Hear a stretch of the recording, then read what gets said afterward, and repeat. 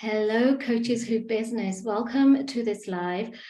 I am so honored and excited to have my mentor and someone that I admire deeply as a coach and a CEO, although we'll soon find out if that's what she likes to call herself. This is Taryn, and I'd love to introduce you to her. She's someone that has really helped me grow into the coach that I always wanted to be. I learned a lot. Everything I learned in terms of my coaching skills came from my experience 1 year training in the Mind Rebel Academy, which is her baby, her genius poured into, and all her love and soul poured into the Harvard of business, of coaching schools, to be honest. And I know that that's what you call yourselves, and I can validate that. Not only have I been through that school, but a lot of people that I've worked with, and it really does churn out the best coaches, the most committed coaches. And I'm so excited to bring Taryn to all of you today. Do you want to say something to add to that? A lovely intro. I'm so honored to be here with you, Sumeena. Yeah, thank you. So one reason I really wanted you to come and speak to my audience, people who will probably be watching this, is I talk about being a coach who then needs to step into this role of CEO. And that's something I've heard your story and I've seen you do that, but I know it hasn't been effortless. So the first thing I'd love to ask you is, do you resonate with the term CEO? Yes. Okay. Can you speak a little bit to that? Yes, I strongly do. And I remember there, so now in my career, I lead a team of, we've got 10 people on our team. So it very much feels like I am a CEO, I'm an entrepreneur, I am a leader. But even before I had a team to lead, I remember this transition from my mind when I was coaching one-on-one and doing group programs, but before the MRA was born, I remember there was a transition point where I was like, I'm not just a coach, I'm actually a CEO. Ooh. And that was a really powerful mindset shift. Because as you know, Sumeena, having coaching skills and having business skills are two entirely different things. Yeah, they're different things, right? So I was a very skilled coach. I knew that I was excellent in my craft. I was really committed to continuing to hone my craft. So it's like I had the skill set, but then there was this transition to, and I also need to be the CEO of my little business, like my little corner of the world here. Mm-hmm. And so there was a shift that happened in my mind where I knew I had to up-level my business skill set. I had to become savvy in areas that I wasn't savvy in, even though I did a commerce degree in business. Like I did 4 years in university. Oh, wow. Business. It just felt for some reason wildly different. Yeah. Amazing. Wildly different. Yeah. For those who don't know your story, you organically came to coaching. I know that you started to coach people one-on-one at work, and then you realized it was working, and then moved on to becoming a full-time coach. How many years were you doing that before you had this moment of realization that, oh, hold on, I'm also a CEO? Great question. So I graduated for my own coach certification. I always think of it in terms of when my kids, because I graduated the same, I think I've told you this before, I graduated from my program the same day I became a mom. So my son was born, and my son's now just about to turn 10. So I always like work backwards. Yeah. So, and I think it happened. So I was coaching very slowly. I was not obviously I'm a new mom. I was not in a rush to build a business until I had my daughter. And went back to my 9-to-5 job and realized, oh my gosh, like I need to step up now. I need to step into my CEO. I need to build a business because I can't stay in this job while my kids are at home. Like I can't be here. I need to give this business, this coaching business, my all. I need to give it a really good chance. So it was 3 years of like this kind of, I'm a coach. until I really decided, no, I'm a coach and I am a CEO and this is a business and I'm going to make something of this. So I have a question. So I have a lot of people that I work with, a lot of amazing, really dedicated coaches who, some from the MRA, some from other schools, and they know that they want to coach. But there's this big resistance to owning that role of CEO or leader or even business owner, even entrepreneur. What would you speak to coaches all the time, your school, about 80 coaches a year probably graduate from the MRA. What would your advice be to any coach who's watching this, who maybe is feeling that like, no, I just want to coach. I don't want to be an entrepreneur. I don't want to own a business. What would your guidance or advice be to them?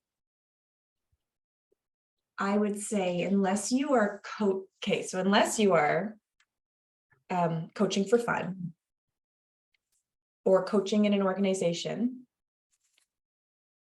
who's paying you to coach, it's like, you have to step into this, like, to make this work, to make this, if this is what you want to do with your life and with your vocation, stepping into the CEO of your business and taking that, I want to say like control, but maybe control's the wrong word, but it is wildly empowering just to like claim and like step in as the like sovereign leader of your life. That's what it felt like for me.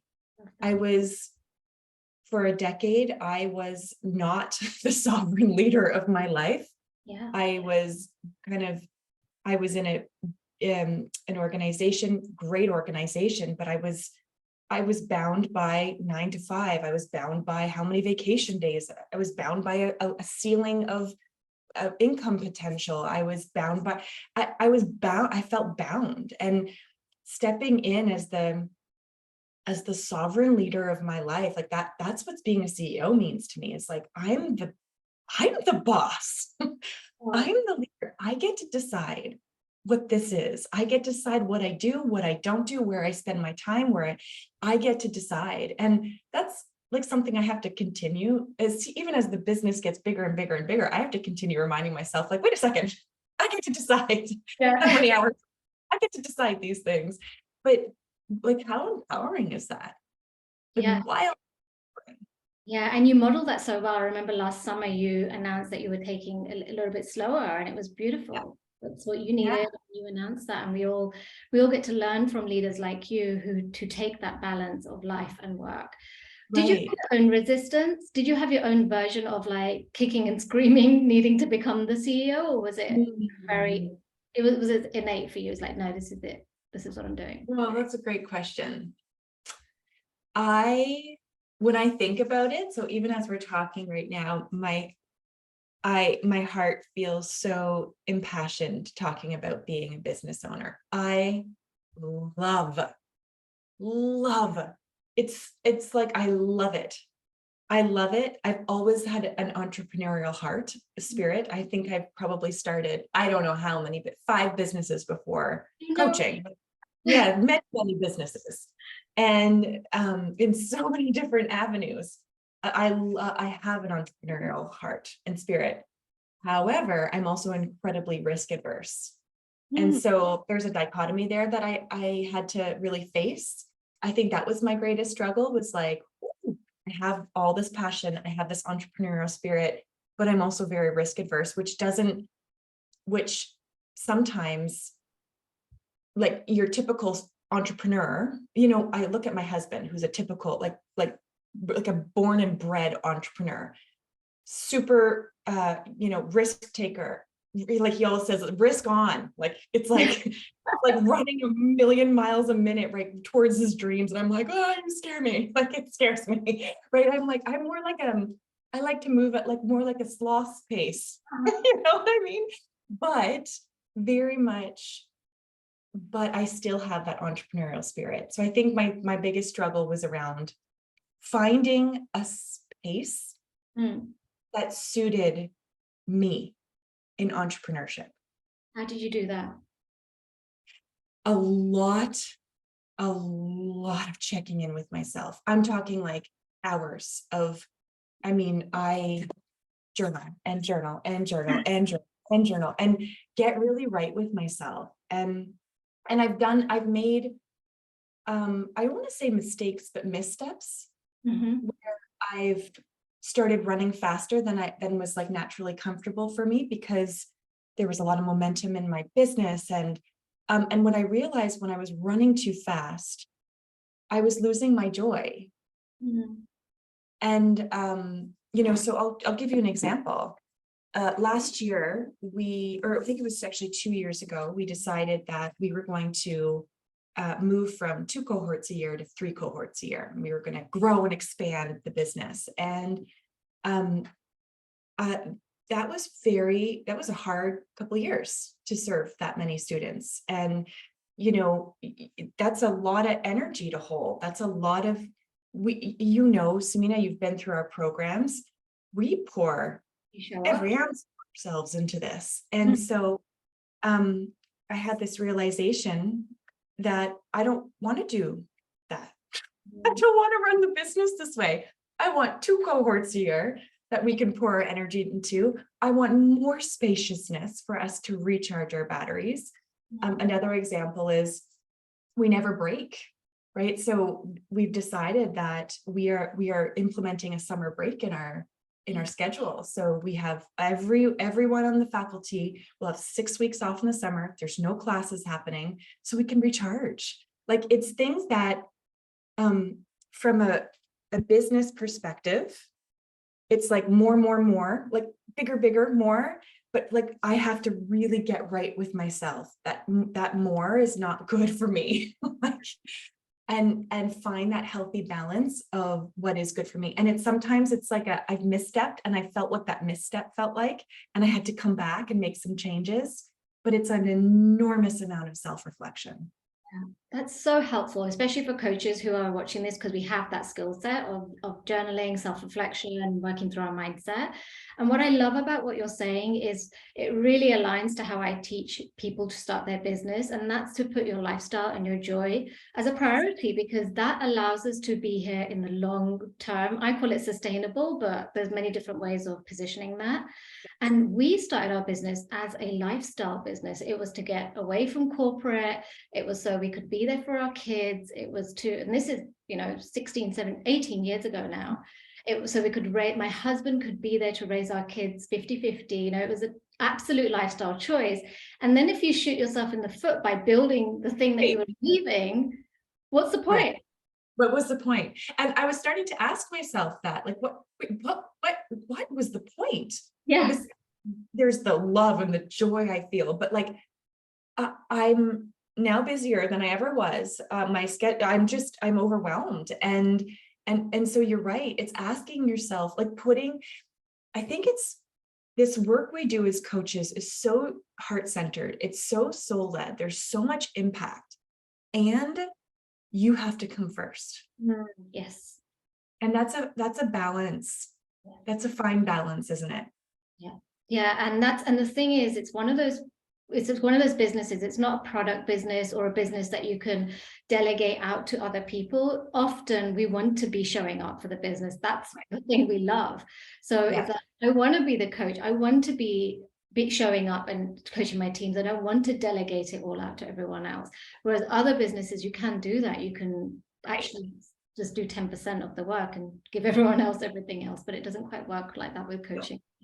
Yeah, you're right.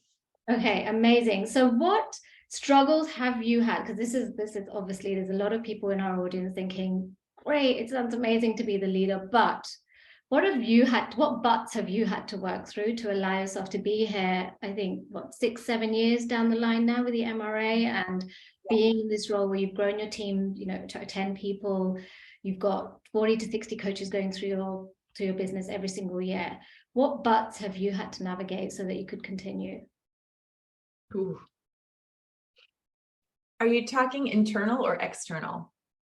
Whatever you feel would resonate. I know I've got some obvious ones that I'll throw in later, but I'm curious which ones you have. Okay. I think that some of the biggest have been, my internal. mirrored externally, of course, like, but I think that, so one of the greatest things, or I guess my biggest growing edge as a leader and as a coach, as a mentor, as a teacher, as a CEO, is my own boundaries. Yeah.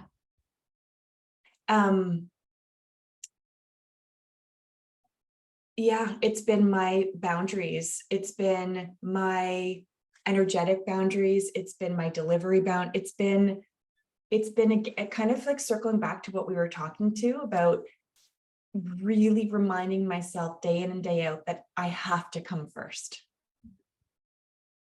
That my energy has to come first. My wellness has to come first. And then what boundaries do I put into place to make sure I've kind of like protected myself enough to recharge so that I can show up for the things that that I'm here to show up for. Wow. Does that make sense? Is that the question you were asking, Sumeena? Yeah. No, that's really, it's exactly it. It's so powerful when we realize that we have to actually put ourselves first, because probably I would say for so many of the amazing humans that have decided to become coaches, often women who are very, very much about helping others, putting ourselves first and quote unquote being selfish, which is how society likes to call it, but actually we know that it's essential for our mindset and our well-being, is really hard. So I do agree with you that as an entrepreneur and a CEO, that's one of the biggest buts. Like, well, it's hard to put up boundaries, but it's hard to put myself first. Yeah. How about visibility and money? They're the two that come up a lot with people I work with. Have you struggled with those two? Oh, yes. I've had my own, like, we talk a lot about the heroes or the heroine's journey in the MRA. And I've had many heroes' journeys around both money and visibility. Business has been the catalyst for my growth. It has been an outlet. It has been, aside from motherhood, the most powerful outlet in my life for my own evolution and growth. And I really like to think of it that way because, because it kind of becomes a little bit more about me than about something outside of me when I like really orient towards that. And so things like money and things like visibility, I've had to ask, I've had very different journeys with both those things, but I've had to really ask myself, like, what is getting in my way? What is getting in my way from charging what I'm worth, or even, being able to talk about money on a sales call, or, what, and so I've had to like really unpack some layers and some limiting beliefs around my money story, my, internal blocks around money. And what I found was, as I did that, my mind started to open up, so too did the possibilities and my income, everything started to open up from there. And so that's been my journey with money. Visibility is an interesting one for me because I'm not very visible online, I would say. But I've had to find what visibility means to me. So what feels, in terms of visibility, what feels really, really good to me. So one thing that I've found that feels so good to me, and it's very visible, is this podcast that we just launched. And that's where I decided I want to put my energy into being visible in this space because it's intimate. It's like, it feels very connected, and it's the way I want to put my voice out into the world. And so I really had to kind of work through some resistance around visibility, and then really had to find what worked for me, what felt right and true to me. Yeah. And I love that, because that's exactly what I share with people that come into my world. I'm like, we can find a way that works for you. You don't have to do it any other way, not like they're doing it, or what you see, or what you think you should, or what feels like it's working for others. There's a million and one ways that you can connect with other humans, let them know what you do, and offer your services to them and get them to say yes or no, whichever way it goes.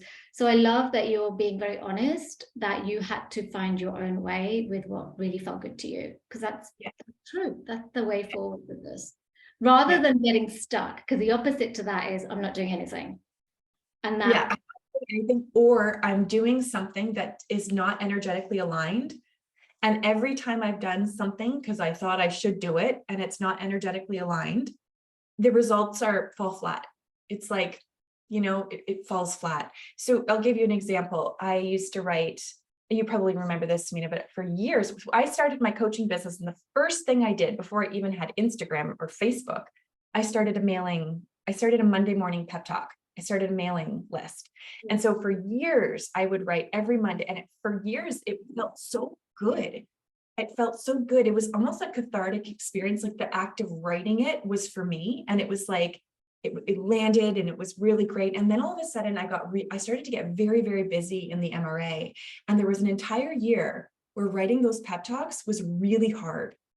And it was like almost like energetically not happening for me anymore, but I kept doing it because I thought I had to keep doing it. I had to like be consistent with it. And I don't know, it probably wasn't landing as powerfully as it used to. I was recycling some pep talks. And when I decided, wait, I'm the boss. I get to decide. Wait a second. What?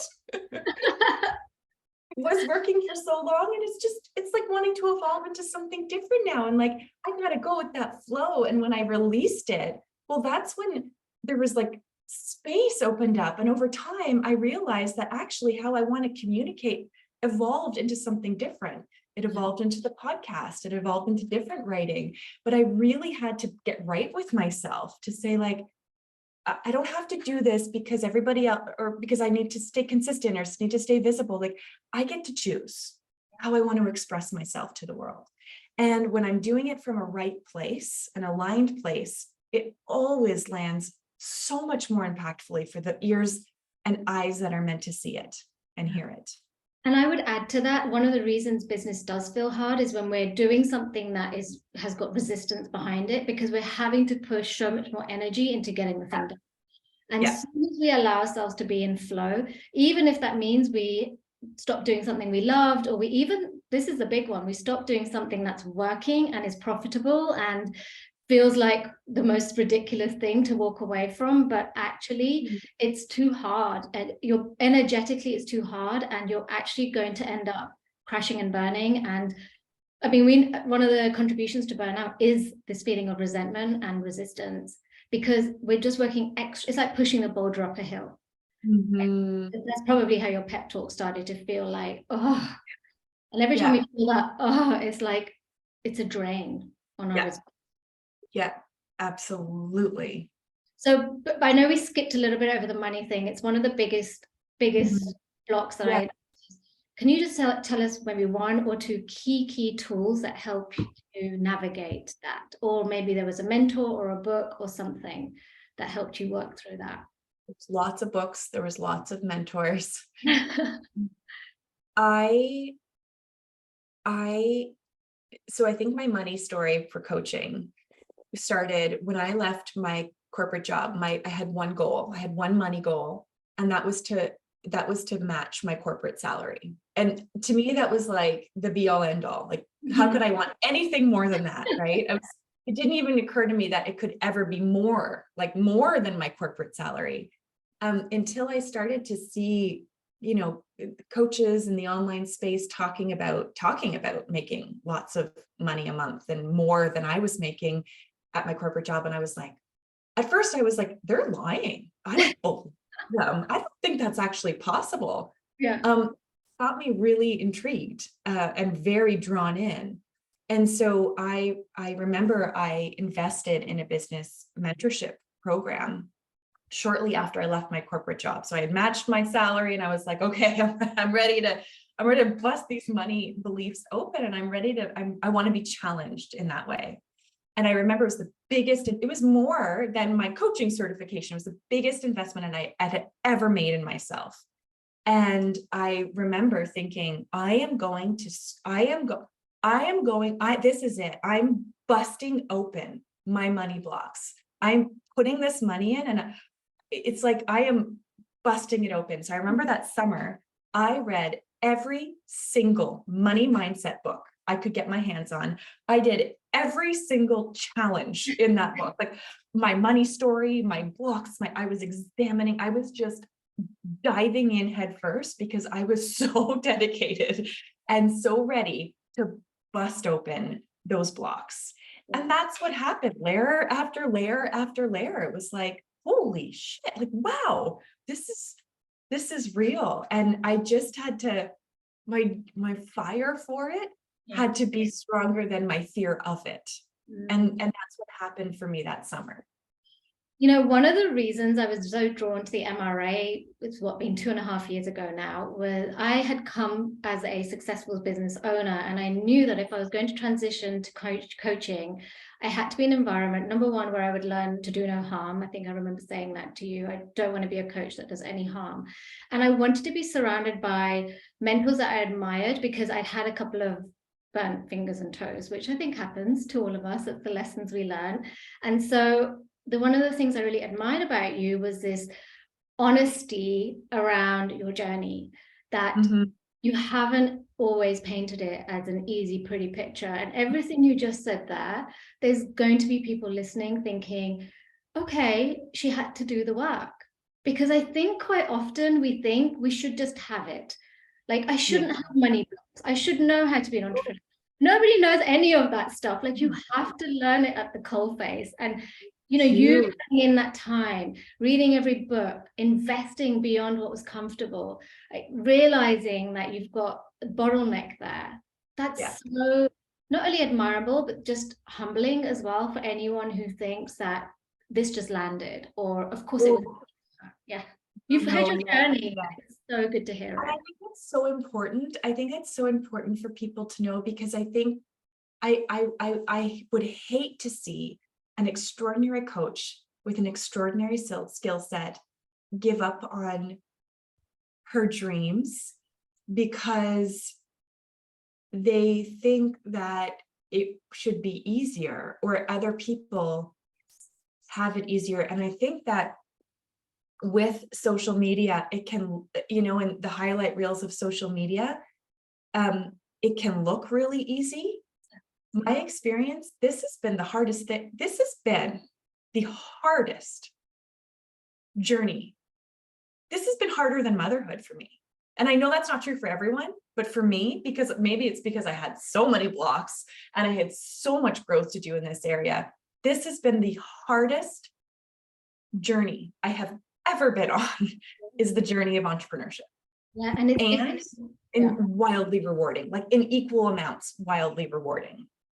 And as coaches, it's often because we're doing something that our soul is calling us to do. Yeah.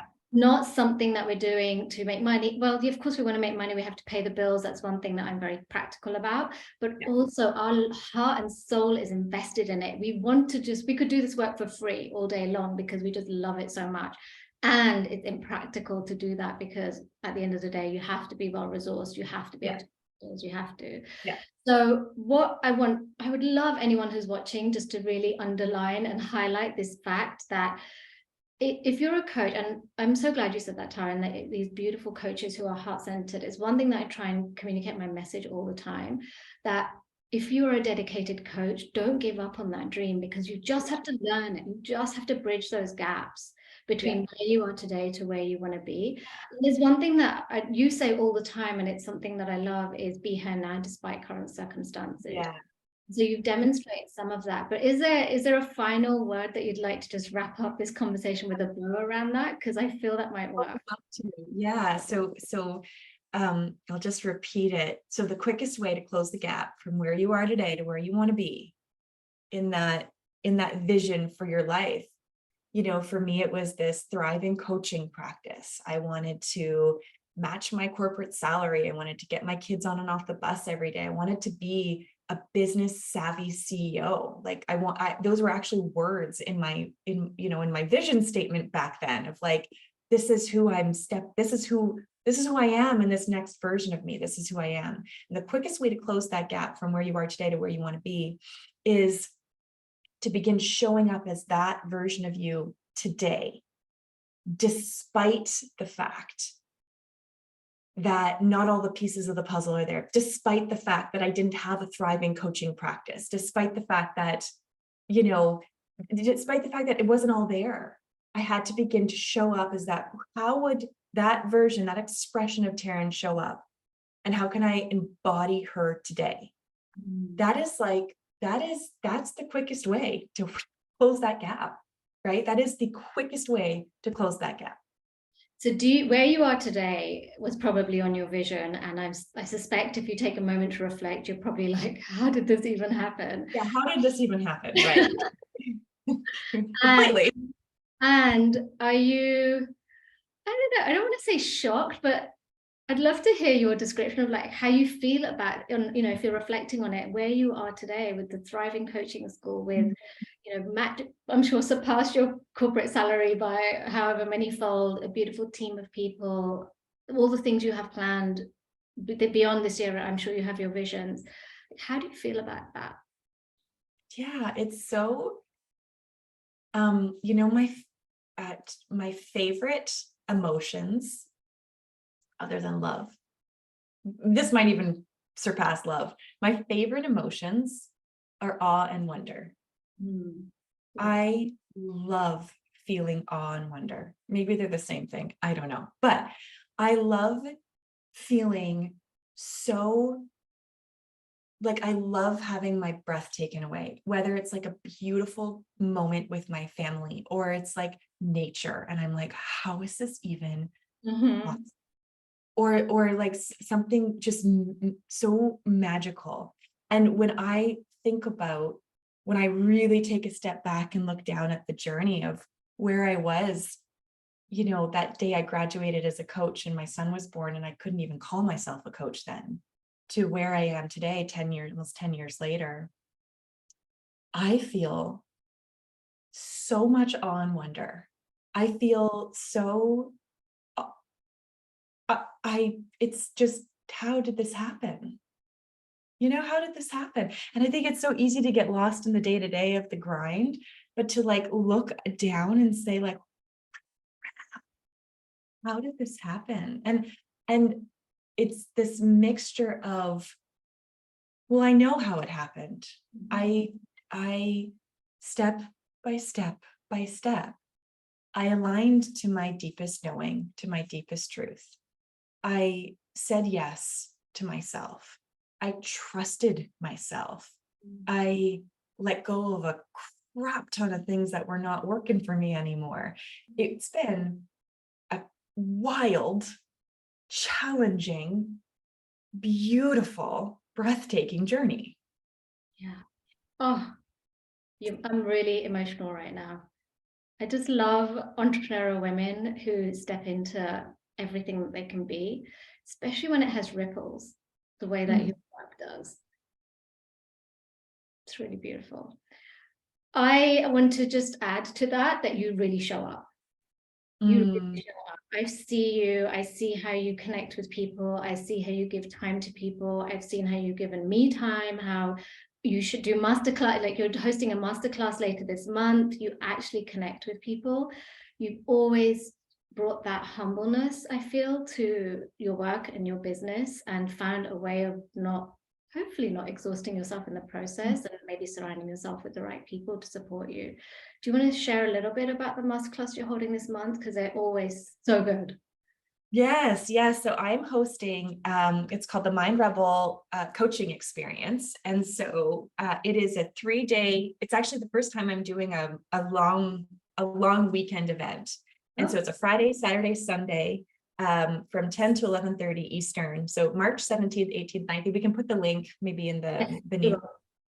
And it is 3 days. It's an hour and a half each day, and where I'm taking people through the Mind Rebel method. And we've actually, assuming in this conversation, we've touched on the methodology, although we haven't really talked about it at all, but it's about coming back home to yourself and really orienting towards, well, first discovering, what is my North Star? Where is it? I am here today. Where is it that I want to be? And I'm going to teach you the Mind Rebel method, where you can use this methodology as a way to orient towards that North Star and really, really anchor into those next best steps. The same process I use in my life every single day to get to where I'm going. These amazing things. Right? Yeah. A living like case study of this method. And I'm also going to be teaching the participants coaching skills so that they can learn it and experience some of this methodology in their own lives. And then I'm going to be teaching coaching skills so that they can learn how to implement this with those they love and serve. And on the last day, we're actually going to do a live coaching demonstration, which is something we do in class, Sumeena, as you know. But I'm actually going to be doing a live coaching demonstration with one of the participants to really show and demonstrate the skill sets that I'm going to be teaching participants. Is that a paid event or a free event? It is a paid event. It's a really low cost. It's $44. It's low enough just to, like, for most people to join, and high enough for people to say, yes, I am here and I am committing this time because I believe in this workshop. And it's a small, intimate event because I like small, intimate events. It's live, it's over Zoom, it's very interactive. So it's going to be an amazing event. Yeah, and can I say, I interact with a lot of MRI coaches, and one thing that they all have in common is a very high quality of coaching skill set. I know I'm one of them, but every single one that I interact with at a deep level has a high level of confidence on their ability to coach and hold space for other people. There's no doubt about that. The training that you do over the year, the things we learn, the way we practice, the feedback we get, we can't but be amazing coaches. I'm proud to say that, but I would say that for every single one that I meet and work with and just interact with. So your level of coaching is definitely Harvard. I know you say that you're the Harvard of coaching schools, but I validate that big time. Okay, great. I'm going to let you go because it's super early and you have to do things for your kiddos. Thank you so much. I'll put all your links here, all the connections, as well as to the masterclass, and make sure people find you. Thank you so much. So valuable. Bye. I'm going to